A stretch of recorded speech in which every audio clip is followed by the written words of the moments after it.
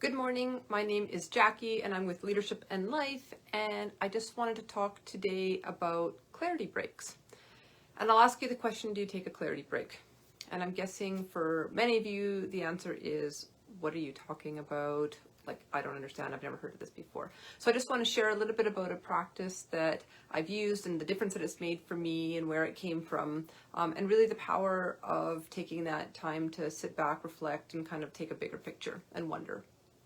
So clarity breaks have been around for a long time. They have different names. The term clarity breaks comes from Entrepreneurial Operating System by Gino Wickman, EOS for short. And it talks about taking time out of working in the business to working on the business. And he says that you should do it on a regular basis. And he doesn't say what regular is. For many people, once a month is a great cadence. Maybe sometimes once a quarter, once a week might be a little bit much. I think once a quarter might be a little bit not enough. But when I'm feeling really good and I'm on a monthly basis, then I feel like I'm on it and I'm on fire. So what on earth is a clarity break? It's simply a time that you block where you put away all distractions. You take yourself out of the environment that you're used to being in. So find somewhere you really like to be. Go sit in the library, in your favorite coffee shop. I like to go to a local coffee shop, sit, put my earbuds in with some, maybe some light music to drown out the noise, and sit there with my favorite hot chai tea, and just think. And the way it works is you put away the technology, put away your phone, you tell everybody you are unavailable. Generally an hour is a good time frame for them, and people can live without you for an hour.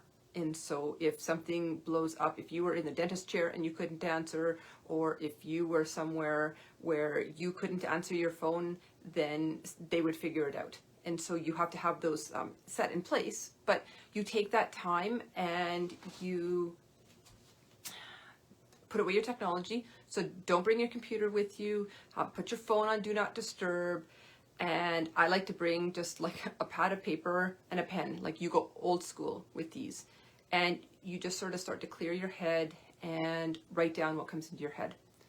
And what's going to come out are thoughts and questions, and you're going to start to come up with solutions to your problems. And maybe you didn't realize what your problems were, and maybe you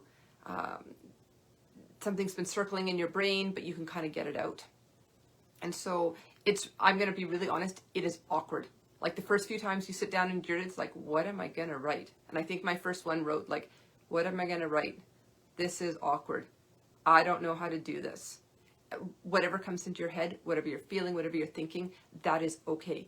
You will get past that awkward and start to get into the flow of it. And so I took a clarity break on Friday, and it's been a long time. I was trying to do them once a month for a while, and it just really fell off in the busyness of running a business and having kids and commitments. And I was just so jazzed when I was done. And I almost came home and did a live like right then and there, but I wasn't quite prepared. And there ended up being a lot going on. But it's a chance to clear your head and get it out onto paper, because then you not only have clarity on paper, but you've cleared your head of all the thoughts that are just circulating, and oftentimes those are the ones that keep you up at night, that distract you. So again, they start to be awkward. They will endear themselves to you, and you will feel better about doing them. So that is great. For me, this last time, I thought, I see a business coach.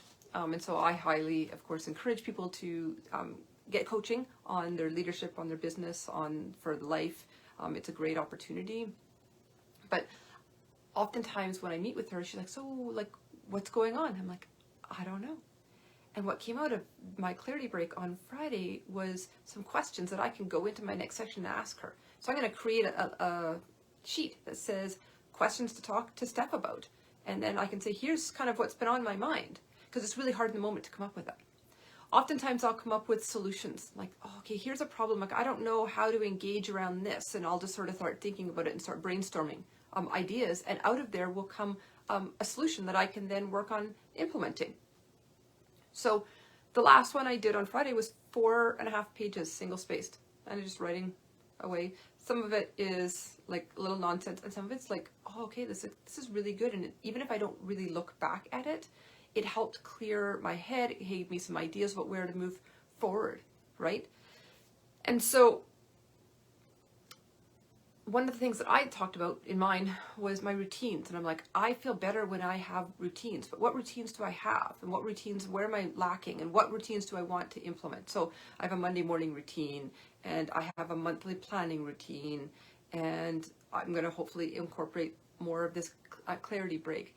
But I'm like, how do I take the pieces that I feel aren't as strong and create routines and structure around them? And I was able to work through and come up with some ideas.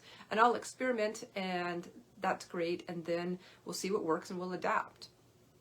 So one of my questions was, how do I launch the 5 behaviors? So I've been accredited now since the beginning of the year, but I haven't really done a whole lot about it. So that's digging into what can I do and how can I share that? And I dug into my dilemma around suspending my Facebook Lives, because I miss the interaction. I miss being able to create videos for people, but the stress of having to show up every Wednesday and have different content that didn't always feel authentic. I didn't necessarily know what I was going to share.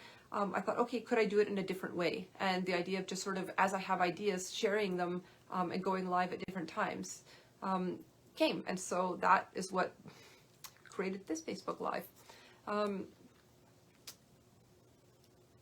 In mine, at the end of my last one, I just wrote, I'm so glad I did this. I have so much to do. I feel so overwhelmed, but now I feel really good. And so if you wait for yourself to have all the time in the world, to feel like you're on top of things, you probably will never do it. And really, those are the times you really need to pull this time aside and create that clarity break. So in the comments, I'm going to drop a link to my blog post about it. In there are other resources that you can access from EOS about clarity breaks and what they are. Otherwise, feel free to reach out to me and we can talk more. I hope that you have a fabulous day, and I'll ask you when your next clarity break is scheduled.